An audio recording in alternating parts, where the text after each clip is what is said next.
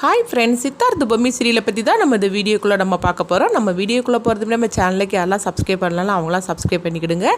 பக்கத்தில் உள்ள பெல் பட்டனையும் கிளிக் பண்ணுங்கள். வாங்க வீடியோக்குள்ளே போகலாம். ராணியோட குடும்பத்துக்கு ஆபத்து இருக்குது அப்படின்னு சொல்லிட்டு குடுகுடுப்புக்கார் சொல்லிட்டு போகிறாரு. இதை கட்டிதுமே அஞ்சலை பாட்டியும் தாத்தாவும் அதிர்ச்சி அடைகிறாங்க.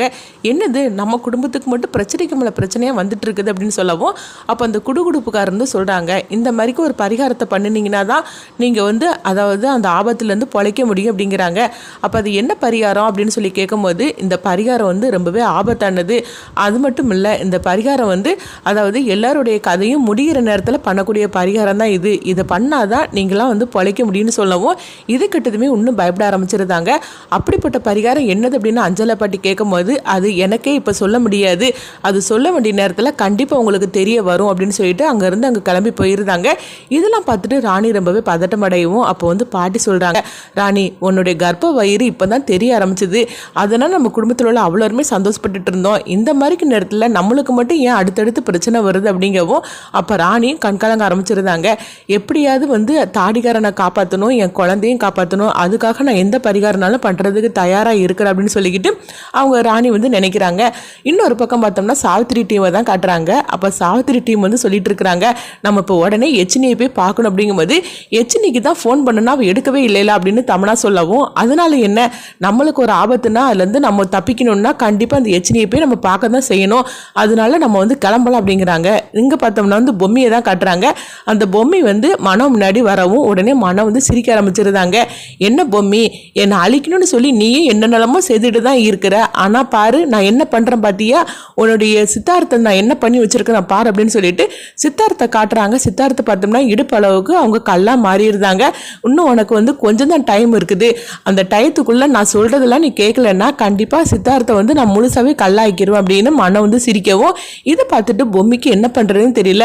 அப்போ பொம்மி பார்த்தோம்னா நம்பூதிரியை பார்க்குறாங்க. நம்பூதிரி சொல்கிறாங்க, எப்படியாவது இந்த ஆபத்துல இருந்து நம்ம தப்பிக்கணும், அது மட்டும் இல்லாமல் பொம்மி நீயும் இந்த மாதிரிக்கு ஒரு பூஜையை பண்ணணும், அப்படி பண்ணினாதான் ராணியும் அவ குடும்பத்தையும் காப்பாற்ற முடியும் அப்படிங்கிறாங்க. அது மட்டும் நீ பண்ணும்போது கரெக்டாக பண்ணலன்னு வச்சுக்கோங்க, ராணியோட உயிரே போயிடும், அது மட்டும் இல்லாமல் நீயும் உன்னுடைய ஆத்மாவும் அழிஞ்சு போயிடும் அப்படிங்கிறாங்க.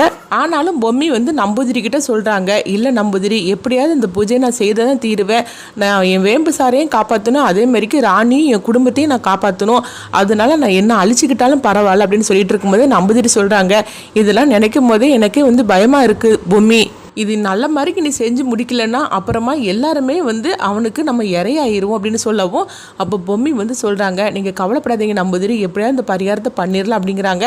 அடுத்து பார்த்தோம்னா மனவுக்கு இந்த விஷயம்லாம் தெரிய வருது. அவங்க சிரிக்க ஆரம்பிச்சிடவும் உடனே பொம்மி அவங்க முன்னாடி வராங்க.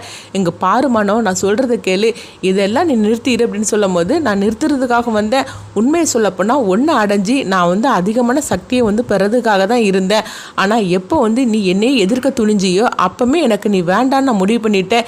இப்போ எனக்கு எச்சினி இருக்கா, எச்சினி என் உடம்புல தான் இருக்கிறா, அவளை நான் அடையக்கூடாதுன்னு சொல்லி தானே நீ எனக்கு தடுத்த, இப்போ திரும்பவும் அதே நேரத்தை நீ வரவழைக்கணும், அந்த நேரத்துக்குள்ளே நானும் எச்சினியும் ஒன்று சேர்ந்து நாங்கள் அதிக சக்தியை நாங்கள் வரணும், அப்படி நாங்கள் வந்தால் மட்டும்தான் உனக்கு உன்னுடைய சித்தார்த்து கிடப்பான், அப்படி இல்லைன்னு வச்சுக்கோங்க சித்தார்த்தை நான் முழுசாவே நான் கல்லாக்கிடுவேன் அப்படின்னு சொல்லவும், இது கேட்டதுமே பொம்மி சொல்கிறாங்க, அங்கே பாருமானோ நீ என்ன நினச்சாலும் சரிதான், அதை மட்டும் நடக்க விட மாட்டேன் அப்படிங்கவும், அப்படியா கொஞ்சம் இரு அப்படின்னு சொல்லிக்கிட்டு சித்தார்த்தை காட்டுறாங்க. சித்தார்த்துக்கு அதிகமான வலியை கொடுக்குறாங்க. அப்போ சித்தார்த்து ஐயோ ஐயோன்னு கத்தவும், பாத்தியா உன்னுடைய சித்தார்த்து எந்த மாதிரிக்கு ஒரு வலியை அனுபவிச்சுட்டு இருக்கான்னு, அதெல்லாம் ரசிச்சு நீ பார்க்குறியா, இல்லைன்னா அவனை காப்பாற்றணும்னு சொல்லி நீ நினைக்கிறியா அப்படின்னு சொல்லவும், அப்போ பொம்மி சொல்கிறாங்க, எங்கள் பாரு மனோ, இப்போ உனக்கு நான் என்ன தான் பண்ணணும் அப்படிங்கும்போது, நானும் எச்சினியும் ஒன்று சேரணும், நாங்கள் ரெண்டு பேரும் ஒன்று சேரக்கூடாதுன்னு தானே அன்னைக்கு நீ இந்த மாதிரிலாம் பண்ணுனேன், நாங்கள் ரெண்டு பேரும் ஒன்று சேரணும், அதுக்கப்புறமா எனக்கு அதிக சக்தி கிடைக்கும், அதெல்லாம் கிடைக்கணும்னா நீ அந்த நாளை வரவழைக்கணும் அப்படின்னு சொல்லவும், வேற வழி இல்லாமல் பொம்மியும் சரி அப்படிங்கிறாங்க.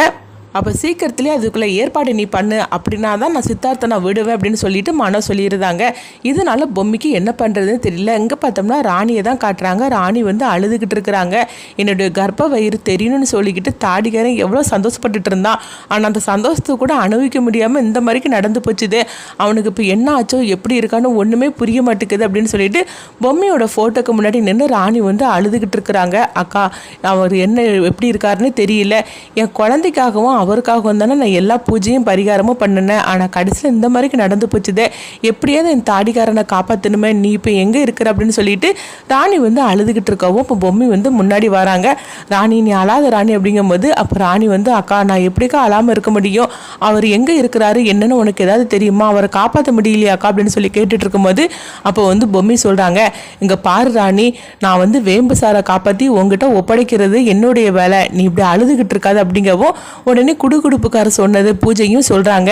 அப்போ வந்து அவங்க பொம்மி சொல்கிறாங்க, இங்கே பாரு ராணி, அதை நீ செஞ்சதான் தீரணும், நீ மட்டும் இல்லை குடும்பத்தில் உள்ள எல்லாருமே அந்த பூஜையை செய்யணும், அப்படின்னா தான் இப்போ உள்ள காலகட்டத்தில் நம்ம எல்லாருமே வந்து தப்பிக்க முடியும் அப்படிங்கிறாங்க. அடுத்ததான் ராணி அந்த பூஜையை பண்ணுவாங்களா, அதே மாதிரிக்கு பொம்மியும் வந்து மனோகிட்ட சிக்கி இருக்கிற சித்தார்த்தை காப்பாற்றுறதுக்காக பொம்மி என்ன மாதிரிக்கெல்லாம் பரிகாரம் பண்ண போகிறாங்க அப்படின்னு சொல்லி நம்மளும் வெயிட் பண்ணி பார்க்கலாம்.